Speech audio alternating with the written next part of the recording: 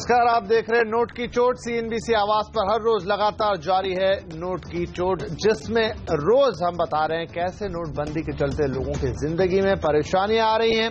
कालेधन की सफाई करने का सरकार का फैसला अच्छा है, लेकिन उससे लोगों को हो रही दिक्कतों को भी सामने लाना जरूरी है। तो आज नोट की चोट में बात होगी कि कैसे नोटबंदी के बाद देश का ट्रांसपोर्ट बिजनेस थम सा गया है। अधिकांश ट्रक खड़े हैं और ट्रांसपोर्टर्स परेशान हैं।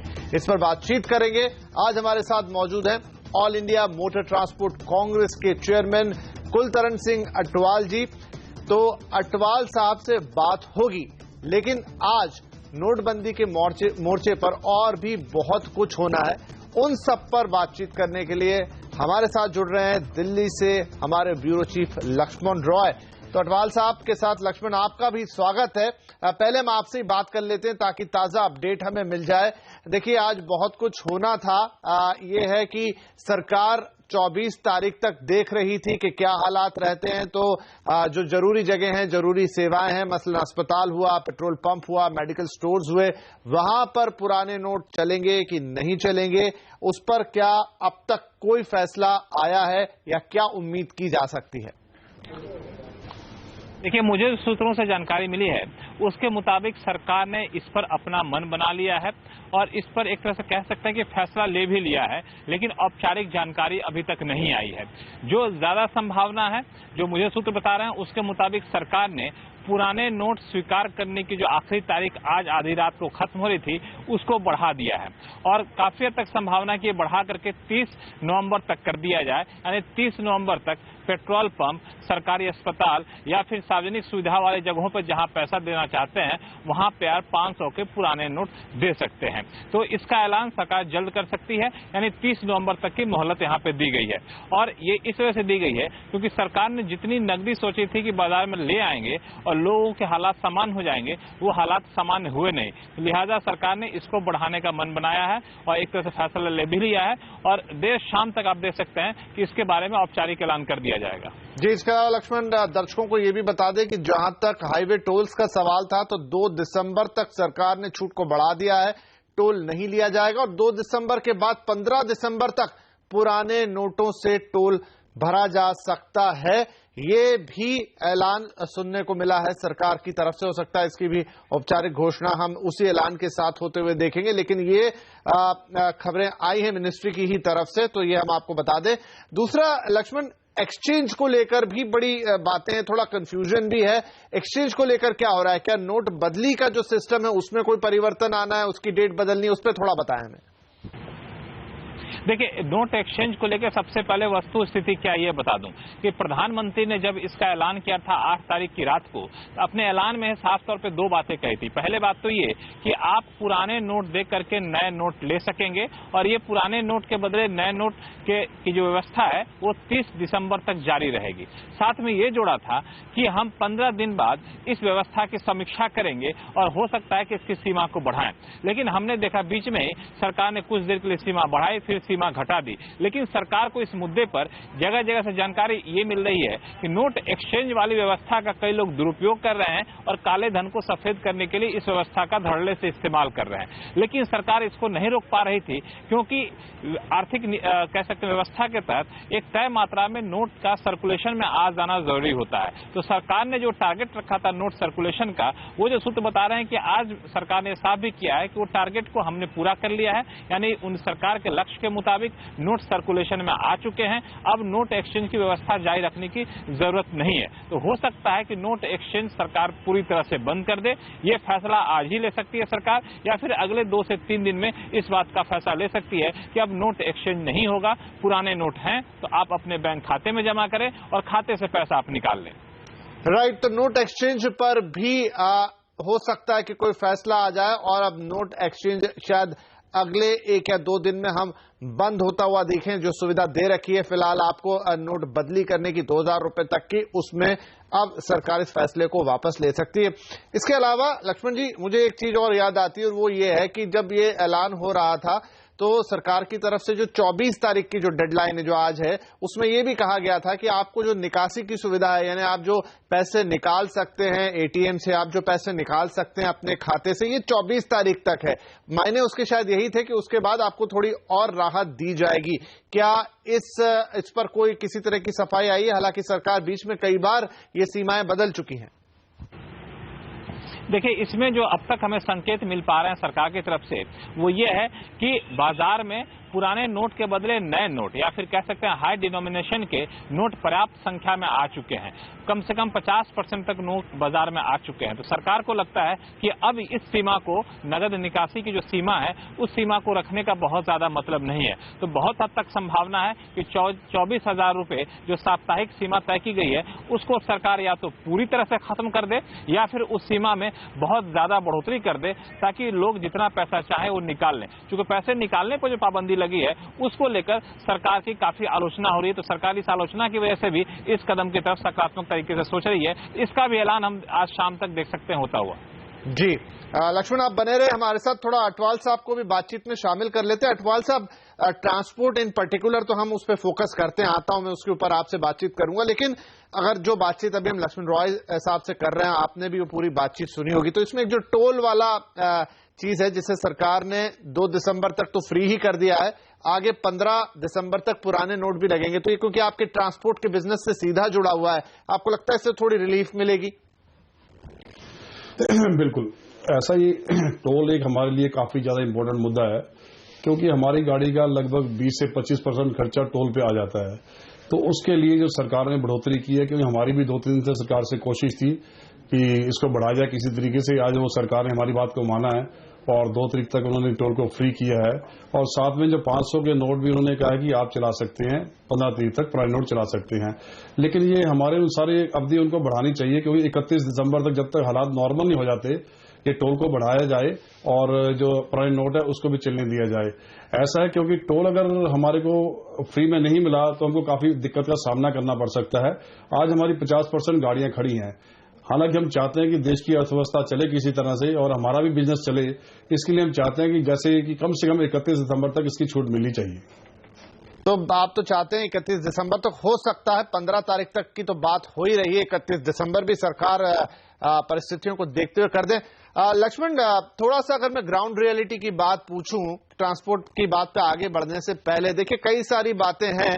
पहले तो हम देख रहे थे कि बहुत लंबी लंबी कतारें लगी हुई थी बैंकों के सामने, एटीएम्स के सामने। जरूर उसमें कमी देखने को मिली, लेकिन बहुत सारे एटीएम्स, 50% से ज्यादा एटीएम रिकैलिब्रेट भी हो गए। लेकिन अभी भी लोगों को बहुत सारी शिकायतें हैं कि 2,000 का नोट आ रहा है, 500 का नोट आ ही नहीं रहा है, 100 के नोट फिर से गायब हो गए हैं, या फिर बैंक में जाइए तो पैसे शायद अभी भी नहीं मिल रहे। और खासतौर पर शहरी इलाकों में तो ठीक है, जो थोड़े से बीच के शहर हैं या थोड़े ग्रामीण इलाके हैं, वहां पर चीजें अभी भी उतनी बेहतर नहीं हुई है।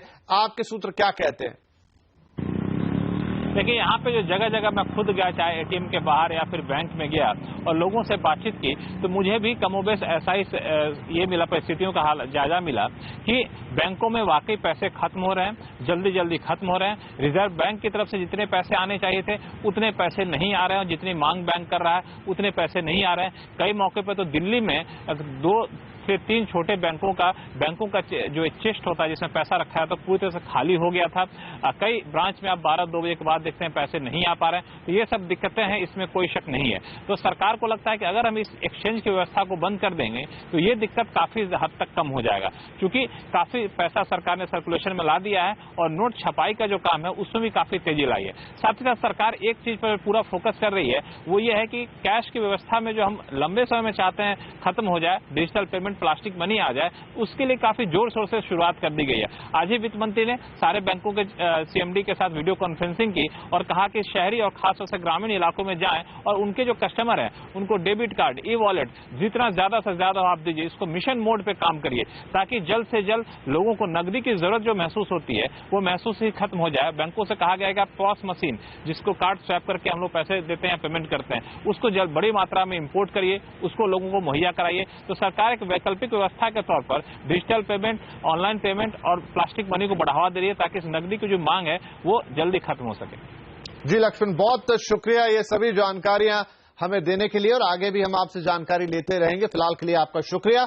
तो अब अटवाल साहब के साथ हम बातचीत को आगे बढ़ाते हैं और बात करते हैं कि कैसे नोटबंदी के बाद ट्रांसपोर्ट का बिजनेस है उस पर सबसे ज्यादा मार पड़ी, और अगर ट्रांसपोर्ट के बिजनेस पे मार पड़ेगी तो ये पूरे देश के कारोबार पे मार पड़ने जैसा है। तो कुल मिलाकर क्या स्थिति है, बातचीत को आगे बढ़ाएं। उससे पहले आपको दिखाते हैं कि क्या हाल है इस वक्त ट्रांसपोर्ट बिजनेस का। यह है लुधियाना के ट्रक ड्राइवर सुरेश, जो अपना खुद का ट्रक चलाकर परिवार पालते हैं। लेकिन नोटबंदी के बाद पिछले 15 दिन से उन्हें कोई काम नहीं मिल रहा। हालत यह है कि उनके लिए अब रोजाना के खर्च का इंतजाम करना भी मुश्किल हो गया है। 15 दिन हो गए मेरी गाड़ी खड़ी है यहाँ पे, गाड़ी को माल नहीं मिल रहा है।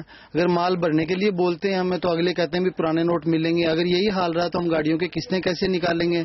आगे 2-3 तारीख में मेरी किस्तें हैं 50,000 की रोज की, मतलब महीने की किस्त पड़ती है। रोज का मेरा खुद का खर्चा है, मेरे परिवार का खर्चा है, मेरी खुद की गाड़ी है। ये मतलब क्या है कि ऐसे अगर चलता रहा तो रोज का 2 या 3 हजार रुपये मेरे को लॉस हो रहा है रोज का रोज। दरअसल नोटबंदी के बाद लुधियाना में उद्योग धंधों का कामकाज काफी कम हो गया है, चाहे वो होजियरी का कारोबार हो या साइकिल का। ऐसे में ट्रांसपोर्टर्स को मिलने वाले नए ऑर्डरों में 70% तक की कमी आई है। इस वजह से एक तो उन्हें भारी नुकसान हो रहा है, दूसरा उन्हें अपने ड्राइवरों और दूसरे कर्मचारियों की सैलरी देने में भी मुश्किल आ रही है। 15 दिन से तो खड़े हैं। आगे का हमको 2 महीने तक या 1 महीने तक जैसे सरकार बोल रही है, सेंट्रल सरकार, कि 50 दिन काटो। 50 दिन में तो हमारी गाड़ी एकदम कोई इंस्टॉलमेंट नहीं जाएगी तो खड़ी हो जाएगी, बैंक वाले ले जाएंगे। हमारी गाड़ियों की किस्तें टूट रही हैं, ड्राइवर को कोई छोटे नोट नहीं मिल रहे हैं। हम तो बहुत परेशान हो रहे हैं। लुधियाना का जो ट्रांसपोर्ट ट्रेड है वो 70% डंप हुआ खड़ा है। अगर ऐसे ही डंप रहा तो हमारे तो बच्चे भूखे मर जाएंगे। इस बात का भी खतरा बढ़ गया है कि ट्रकों के जरिए ढुलाई कम होने की वजह से बाजार में कहीं जरूरी चीजों की सप्लाई न घट जाए। ऐसा नहीं है कि ट्रांसपोर्टर सरकार के इस फैसले से खुश नहीं है, वे खुश तो हैं, लेकिन उन्हें मलाल इस बात का है कि डीमोनेटाइजेशन के 15 दिन बीत जाने के बाद भी सरकार नई करेंसी मार्केट में उपलब्ध नहीं करा पाई है। ऐसे में उनका घाटा लगातार बढ़ता जा रहा है। लिहाजा वे सरकार से अपील कर रहे हैं कि समय रहते सरकार जरूरत के मुताबिक नई करेंसी मार्केट में उपलब्ध कराए ताकि वो अपने कारोबार को बचा सके। रविंदर अरोड़ा, लुधियाना। तो ये है इस वक्त देश में ट्रांसपोर्ट कारोबार का हाल। अटवाल साहब, ये तो कहानी सिर्फ हमने बताई लुधियाना को फोकस में रखते हुए, लेकिन पूरे देश का भी क्या यही हाल है इस वक्त जहां तक ट्रांसपोर्ट बिजनेस की बात है? बिल्कुल, पूरे देश में यही हालात हैं इस टाइम, क्योंकि जैसा कि आप जानते हैं कि हमको कम से कम 80% कैश की जरूरत पड़ती है काम करने के लिए। अगर हमें डीजल भरवाना तो कैश चाहिए, अगर टोल पे करना तो कैश चाहिए, और अगर ड्राइवर्स की इवन खाने के लिए खर्चा भी देना, उसके लिए हमें कैश की आवश्यकता पड़ती है। तो कैश के बिना हमारा गुजारा नहीं है। और जो सरकार ने सिर्फ 50,000 की लिमिट दी है हमें एक हफ्ते में, उसमें तो हमारी एक भी गाड़ी नहीं चल पाएगी। तो कैश के बिना हमारा काम नहीं चल पड़ता। तो आज की डेट में 50% हमारी गाड़ी पूरे देश भर में खड़ी है, और देश भर से सभी ड्राइवर्स के भी फोन आ रहे हैं कि हम भूखे मर रहे हैं, हमारे पास खाने के लिए पैसे नहीं है। तो हमें काफी दिक्कत का सामना करना पड़ रहा है। जैसा कि आप जानते हैं कि हमारे देश की इकोनॉमी हमारे ट्रक्स के ऊपर डिपेंड करती है, किसी भी देश की इकोनॉमी के ट्रक्स के ऊपर डिपेंड करती है। तो हम भी चाहते हैं कि देश को किसी तरह की अड़चन ना आए किसी पेरिशेबल आइटम्स धोने के लिए या मेडिसिन उपलब्ध करवाने के लिए। तो हम चाहते हैं कि सिस्टम को बरकरार करने के लिए हमें एक तो विड्रॉल की सीमा हमारी बढ़ाई जाए, और दूसरा जो टोल टैक्स है और जो छूट दी इन्होंने पुराने नोटों की, कम से कम 31 दिसंबर तक की होनी चाहिए। वही पूछ रहा था अटवाल साहब की देखिए, आप कह रहे हैं कि दिक्कत आती है, एक तो डीजल में टोल आपका बहुत बड़ा खर्चा होता है, लेकिन ये डीजल और टोल, डीजल मतलब पेट्रोल पंप पे आप पुराने नोट दे सकते हैं, टोल तो अभी फ्री चल ही रहा है। तो क्या ये दो जो छूट है इससे आपके लिए राहत की बात नहीं? हाँ, मैं मान सकता हूं कि जो ड्राइवर को खर्चे देने हैं, रिपेयरिंग करानी है और जगह कुछ पैसा खर्चा होता होगा, लेकिन फिर भी जो दो बड़े मेजर कंपोनेंट है वो तो वहां तो राहत है ही आपको। सर, उसमें ऐसा कि हमारे जो 85% है सिंगल ऑपरेटर हैं, जिनकी 1 से 5 गाड़ियां हैं, उनका पंप पे क्रेडिट नहीं चलता, उनको कैश देना पड़ता है। जब तक मार्केट से हमें कैश नहीं मिलेगा, भाड़ा कैश नहीं मिलेगा, क्योंकि कैश से हमारा काम सारा चलता था। ये हमारा अनऑर्गेनाइज सेक्टर है। बिल्कुल, हमने सरकार से बड़ी कोशिश की कि हमारे को इसको इंडस्ट्री का दर्जा दिया जाए हमारे ट्रांसपोर्ट विभाग को, लेकिन सरकार ने आज तक हमारी सुनवाई नहीं की, और आज इसी की वजह से हमें ये दिक्कतों का सामना करना पड़ रहा है। जो हमारे गरीब भाई हैं, जो सिंगल ऑपरेटर हैं, उनके लिए बड़ी समस्या का सामना करना पड़ रहा है, क्योंकि उनके भी बैंक अकाउंट भी है, क्योंकि सिर्फ कैश पे वो डिपेंड करते हैं। उनको डीजल के लिए कैश चाहिए, उनका क्रेडिट नहीं चलता पंपों पे, कैश के बिना हमारी डीजल के बिना हमारी गाड़ी नहीं चल सकती।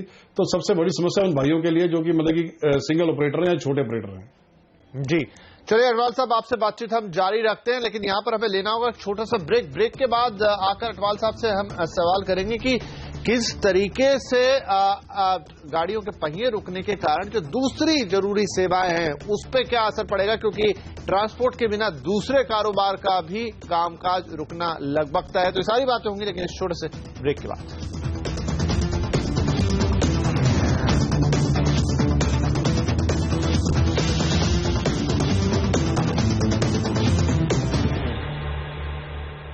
सीएनबीसी आवाज पर जारी है नोट की चोट, जहां पर आज हम बात कर रहे हैं कि किस तरीके से नोटबंदी के बाद देश का ट्रांसपोर्ट कारोबार पूरी तरीके से थम गया है, और अगर ट्रांसपोर्ट थम गया, देश के ट्रक थम गए, तो बाकी कारोबार पर असर पड़ना लाजमी है। अटवाल साहब हमारे साथ मौजूद है। अटवाल साहब, एक जो अभी हम लुधियाना से रिपोर्ट देख रहे थे और उसमें बहुत बड़ी चिंता, और आपने भी कहा कि आपके जो ज्यादातर ट्रक ओनर्स हैं उनके पास 2, 4, 5 ट्रक होते हैं, यानी कि कोई बड़ी कॉर्पोरेशन या ऑर्गेनाइज्ड कोई कंपनी नहीं होती, खुद की अपनी गाड़ियां होती हैं, और ईएमआई एक बहुत बड़ी टेंशन हो सकती है। लेकिन अब आरबीआई ने छूट दे दी है, ऑटो लोन हो गया, होम लोन हो गया, 50 दिन का, बल्कि कहूं 60 दिन का आपके पास विंडो है जब आपको ईएमआई से छूट है। तो क्या कमर्शियल व्हीकल्स पे भी ये सुविधा मिल रही है, या मैं मानूं कि सिर्फ जो छोटे व्हीकल्स जो लोग खरीदते हैं घर के लिए उन पर ही ये छूट है? हमारा जो व्यापार है पिछले 8 महीने से मंदी के दौर से गुजर रहा है, तो पिछले 8 महीने से हम इंस्टॉलमेंट अपनी पे नहीं कर पा रहे प्रॉपर वे में, और जो ये नोटबंदी की वजह से हमारी परेशानी और बढ़ गई है। लेकिन अभी तक हमारे पास कोई ऑफिशियली ऐसा कुछ नहीं आया कि तुम 2 महीने की किस्तें अपने डिले कर सकते हैं। अगर आ जाएगा तो बड़ा हम इसको रिलीफ समझेंगे अपने लिए, और समझेंगे कि शायद हमारे कारोबार को जो रुकावट है उससे हमें काफी सांस मिलेगा कि हमारा कारोबार चल पाएगा।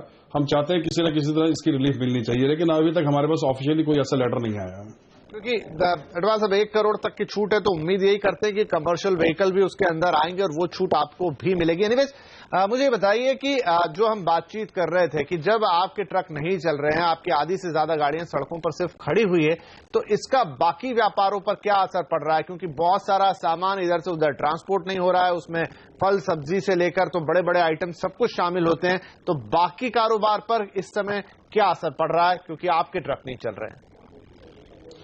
जैसा कि आप जानते हैं कि ट्रांसपोर्टर के ही थ्रू सारा व्यापार होता है, चाहे इंपोर्ट हो, एक्सपोर्ट हो, या फैक्ट्रीज के लिए रॉ मटेरियल जाना हो, और चाहे मंडियों में पेरिशेबल गुड्स आने हो, चाहे सब्जियां हो, फ्रूट हो, मेडिसिन हो, मिल्क हो।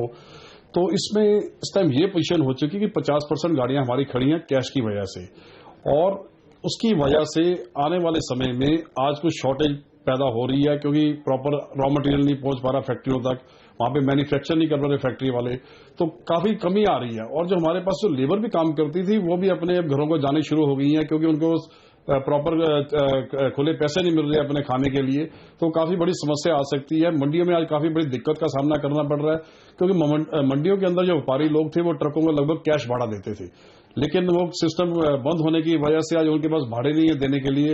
उन्होंने भी पीछे से कह दिया है कि पीछे यहाँ से माल लोड होता था, सब्जी फ्रूट लोड होता था, कि कुछ कम लोड करिए वहां से, ताकि हम यहाँ पे हमारे पास भाड़े देने के लिए पैसे नहीं है। क्योंकि उन्हीं भाड़ों की वजह से जो सिंगल ऑपरेटर थे या 5 गाड़ी वाले थे अपना सिस्टम चला पा रहे थे, पंप से तेल ले पा रहे थे, टोल टैक्स पे कर पा रहे थे, या ड्राइवरों को खर्चा दे पा रहे थे। लेकिन मंडियों से भी आज कैश की किल्लत आ रही है काफी ज्यादा, तो उसकी वजह से हमारी काफी गाड़ियां रुक चुकी हैं। लगभग 50% गाड़ियां हमारी आज खड़ी हैं, और कोशिश हमारी भी जारी है कि किसी तरह से इस संकट की घड़ी में हम अपना कारोबार चला सके।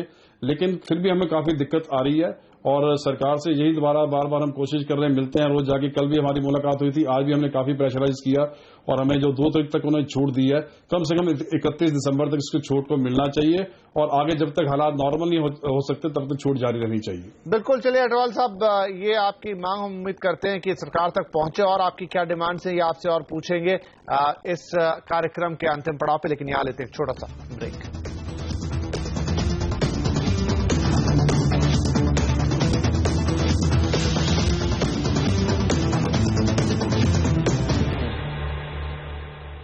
नोट की चोट में आज बात हो रही कि किस तरीके से नोटबंदी के बाद देश का ट्रांसपोर्ट कारोबार थम गया है, और उसके थमने से तमाम तकलीफें हो रही हैं। खुद ट्रांसपोर्टर्स को तो हो ही रही हैं, लेकिन जो बाकी कारोबार उससे जुड़े हुए हैं या बाकी कारोबार जो ट्रांसपोर्ट पर डिपेंड करते हैं उनको भी अच्छी खासी तकलीफ हो गई है।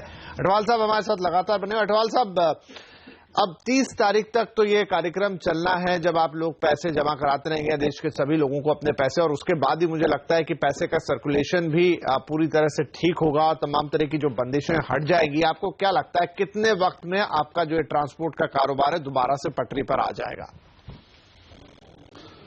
आज हम सब जानते हैं कि देश एक कठिन दौर से गुजर रहा है, तो उसका असर काफी बड़ा ट्रांसपोर्ट ट्रेड में पड़ा है। और ट्रांसपोर्ट हम कोशिश करते हैं, जब तक रोटेशन में नहीं आता सारा काम, हम चाहते हैं कि सरकार हमें कैश विड्रॉ करने की जो सीमा है उसको बढ़ाए और हमें ये टोल टैक्स फ्री प्रोवाइड करे जब तक हमारा काम बिल्कुल लाइन में नहीं आ जाता। क्योंकि ये हमारी कोई डिमांड नहीं है सरकार के आगे कि हमारी ये डिमांड्स हैं, हमारी तो नेसेसिटी है, ये हमारी रिक्वेस्ट है सरकार से। हम चाहते हैं कि देश की अर्थव्यवस्था बिल्कुल कायम रहे, क्योंकि आज हमारी सप्लाई लगभग आर्मी को भी है, डिफेंस में पूरी सप्लाई जाती है, चाहे हमें रेल लद्दाख तक सामान ले जाना पड़े, चाहे हमें पेट्रोलियम प्रोडक्ट्स भी सप्लाई करने पड़े, तो सब जगह ट्रांसपोर्ट की आवश्यकता पड़ती है। हम चाहते हैं कि इस सिस्टम को लगातार इसकी चेन नहीं टूटनी चाहिए। अगर सप्लाई चेन ट्रांसपोर्ट की टूट जाती है तो काफी बड़ी समस्या का सामना करना पड़ सकता है। उम्मीद करते हैं हम नहीं चाहते कि लोग हमारी वजह से परेशान हों। जी, उम्मीद करते हैं कि आपकी ये बात सरकार तक पहुंच रही है और वो इस पर अपना रुख भी रखेंगे। और वैसे 15 तारीख तक की रिलीफ आ गई, लेकिन इसे बढ़ाकर 30 दिसंबर तक करेंगे, ताकि जो देश की लाइफलाइन है, ट्रांसपोर्ट है, देश का ट्रांसपोर्ट सिस्टम, वो दुरुस्त रहे, ताकि बाकी चीजें भी चलती रहे। हमारे साथ इस कार्यक्रम में शामिल होने के लिए आपका बहुत शुक्रिया। नमस्कार।